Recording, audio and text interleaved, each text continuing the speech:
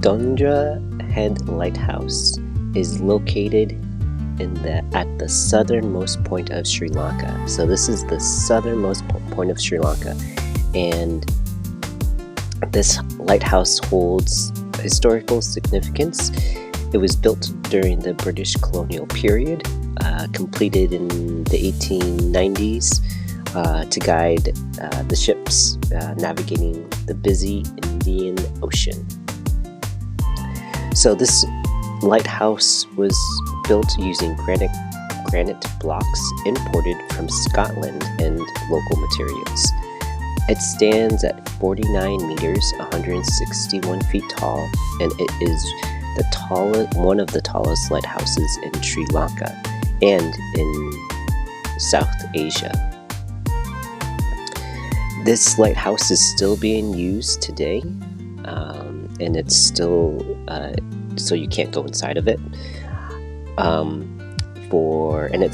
It's still being used today, and it's still a beacon for maritime safety and one of the symbol of Sri Lanka's colonial maritime heritage. Around this area too are some museums dedicated for Sri Lanka and their maritime historical significance. I didn't check them out, but I did go to like a little Dutch market area where they would have markets and vendors there. But again, really cool area to see.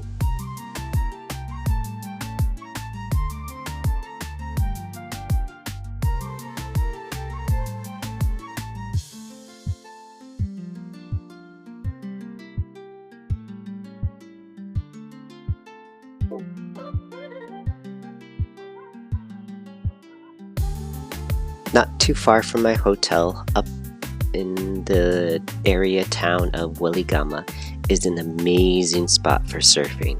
There are loads of surfing schools that you can go through. You can get out into the ocean, they'll teach you. Very, very cool. Galle Dutch Fort. This was a really cool fortress. Inside, having its own little community of business, or back then, houses, churches, etc. Now it has jewelry stores, little bed and breakfasts, cafes, etc. But this fort is history dates back in the 1580s when the Portuguese first built the small fortification after arriving in Galle. In the 1600s, the Dutch captured it and expanded it into its massive stone fortress with basins, ramparts, and grid streets that still stand today. The fort became a major trading post for cinnamon, gems, and other goods during the Dutch rule. And later, when the British took over, it was used as an administrative center. The architecture within this fort reflects that blend of European and South Asian influences, with old churches, warehouses, colonial villas, surrounded by the thick sea-facing walls that have withstood for centuries of storms and wars. There are some local myths and legends around this fort.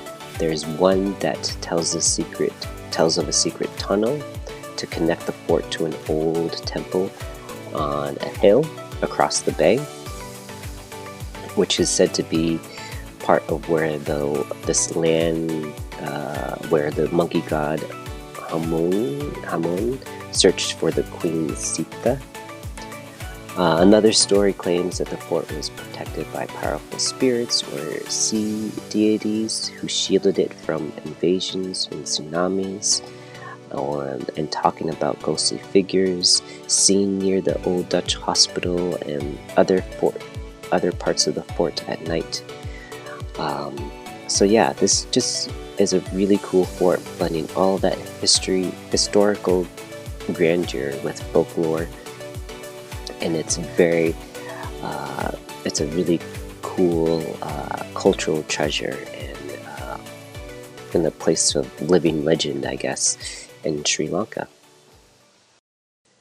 Speaking of tsunamis, there was a 2004 tsunami that struck Sri Lanka, which was one of the most deadliest natural disasters in its country's history. It occurred on December 26, 2004, when a massive undersea earthquake measuring 9.1 on the Richter scale erupted off the coast of Aceh, Sumatra, Indonesia.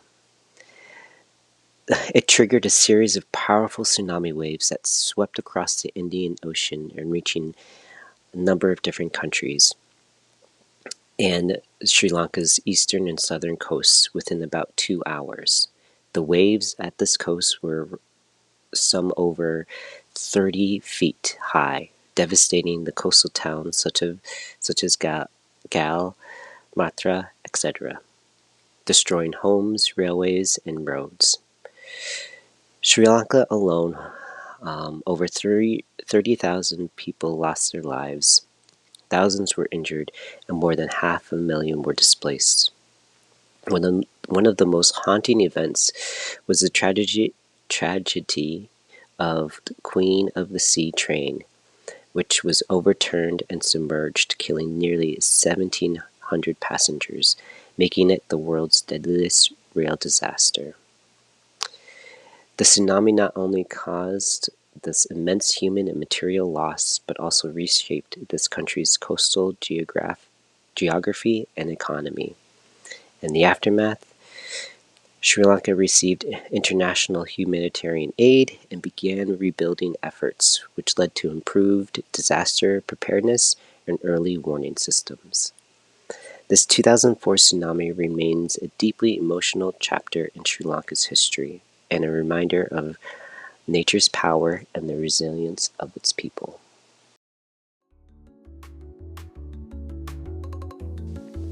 The Madu River.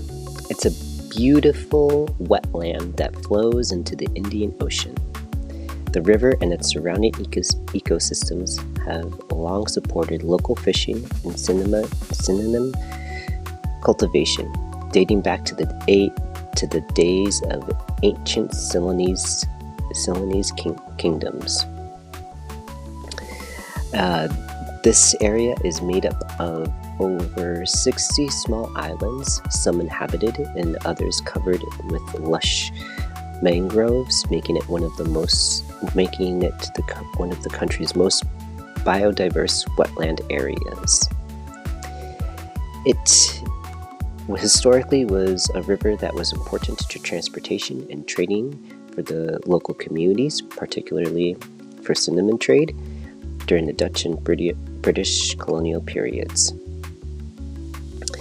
It also you can discover lots of different wildlife, get fish therapy where they eat the calluses and dry skin off your feet, bird watching sites, go to certain islands with temples on them, Buddhist temples or Hindu temples.